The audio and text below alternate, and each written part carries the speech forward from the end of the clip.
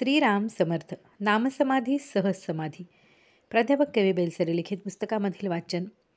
भाग क्रमांक 18. शेवटचा भाग. सहज समाधी, चिंतामुक्त जीवन. माणूस एक वेळ अन्न पाण्या वाचून राहू शकतो, पण तो अनुभवा वाचून राहू शकत नाही. या कारणाने प्रत्येक माणसाचे जीवन अनेक भल्या बुऱ्या अनुभवांनी भरलेले असते. सर्वांना सर्व प्रकारचे अनुभव येतात असे नाही.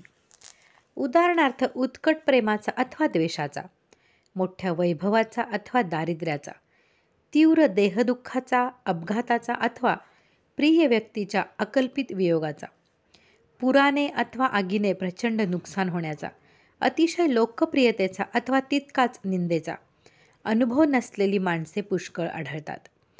पण आपल्या संबंध जीवनात ज्याला कधीच कशाची चिंता अथवा काळजी लागली नाही, असा माणूस सापडणे मात्र सोपे नाही.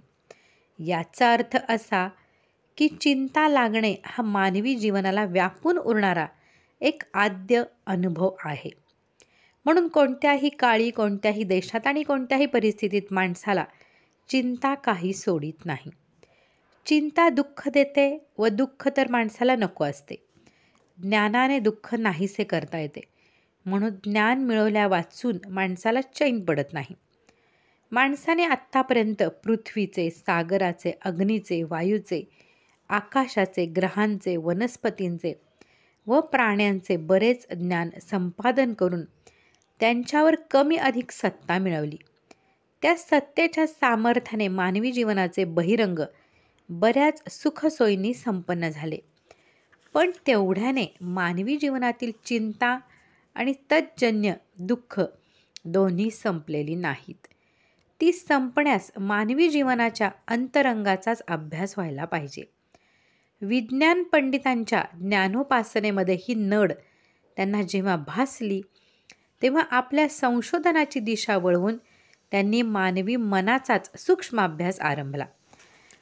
मनात कायमचे ठाण मांडून बसणारी व मनाला उपद्रव देऊन अस्वस्थ ठेवणारी चिंता त्यांनी अभ्यासली.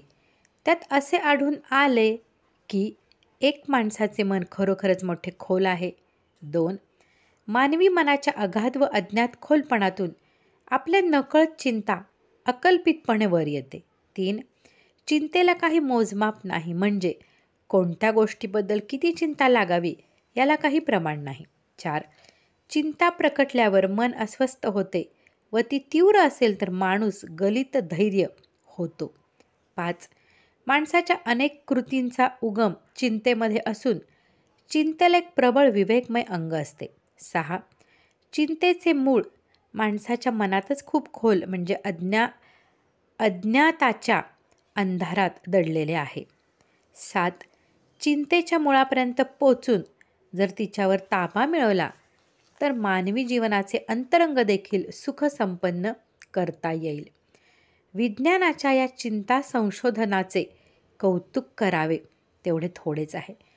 पण ज्या अव्यक्त अज्ञानातून जीव जन्मास येतात त्या पुरातन सूक्ष्मात चिंता जन्म पावते. तेथे पोचून तिला स्वाधीन करण्यास विज्ञान असमर्थ ठरते. म्हणून चिंतेच्या मुळापर्यंत पोचून तिच्यावर अंमल गाजवण्यास अखेर अध्यात्मशास्त्रासच शरण जावे लागते. अध्यात्मशास्त्रातील आत्मविद्येच्या अभ्यासाने माणूस प्रथम अंतर्मुख बनतो. स्वतःच्या खोल अंधारमय व अज्ञात थरात त्याला शिरता येते. तेथे वास करणाऱ्या अविद्येमध्ये त्यास चिंतेचे मूळ सापडते. अविद्येची कक्षा पार करण्यास स्वरूपाचे अनुसंधान म्हणजेच ईश्वराचे नामस्मरण हमखास उपयोगी पडते. सतत ईश्वर स्मरण जागे ठेवल्यास जीव अतींद्रिय क्षेत्रात शिरतो. तेथे त्याची चित्शक्तीची गाठ पडते. साऱ्या सचेतन सृष्टीला जन्म देणाऱ्या, जगवणाऱ्या आणि चेतवणाऱ्या चित्शक्तीच्या साक्षात्कारात चिंता समूळ नाश पावते. त्यात साक्षात्काराने अज्ञान अंधाराने भरलेले माणसाचे मन ज्ञानाने भरून जाते. अक्षरशः अनंत प्रकारच्या जीवांना जगवणाऱ्या चित्शक्तीचा विसर पडून कसे होईल, काय होईल या वृत्तीने मन अस्वस्थ होणे हे अज्ञान तर त्या चित्शक्तीवर भरवसा ठेवून जीवनातील सुखदुःखाच्या हेलकाव्यात मनाने शांत राहणे हे ज्ञान होय. या शांतीच्या प्रत्यक्ष अनुभवाला सहज समाधी असे म्हणतात. सहज समाधीमध्ये दुःखस्पर्श नसलेल्या आनंदाचा अनुभव येतो. माणसाचे जीवन आत बाहेर निर्भय, चिंतामुक्त आणि कृतकृत्य होते. माणूस जन्मास येऊन जे काय मिळवायचे ते हेच होय, असा चिंतामुक्त माणूस बघायला मिळणे खरोखर भाग्याचे समजावे. या इथे पुस्तकातील वाचन संपलेले आहे.